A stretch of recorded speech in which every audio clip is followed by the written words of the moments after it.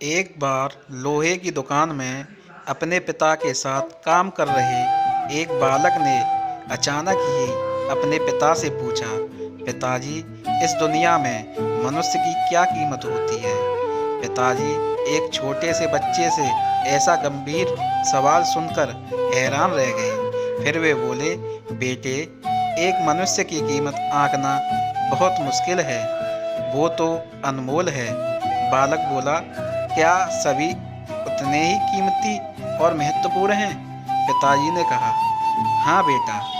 बालक के कुछ पल्ले पड़ा नहीं। उसने फिर सवाल किया, तो फिर इस दुनिया में कोई गरीब तो कोई अमीर क्यों है? किसी की कम इज्जत तो किसी की ज़्यादा क्यों होती है? सवाल सुनकर पिताजी कुछ देर तक शांत रहे और फिर बालक से स्टोर रूम में पड़ा एक लोहे का रॉड लाने को कहा। रॉड लाते ही पिताजी ने पूछा, इसकी क्या कीमत होगी?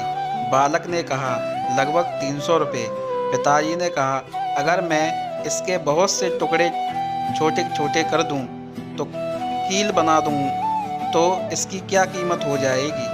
बालक कुछ देर सोचकर बोला, तब तो ये और महंगा बिकेगा, लगभग 1000 रुपये का। पिताजी ने कहा, अगर मैं इस लोहे से घड़ी के बहुत सारे स्प्रिंग बना दूं, तो? बालक कुछ देर सोचता रहा और फिर एकदम से उत्साहित होकर बोला, तब तो इसकी कीमत बहुत ज़्यादा हो जाएगी।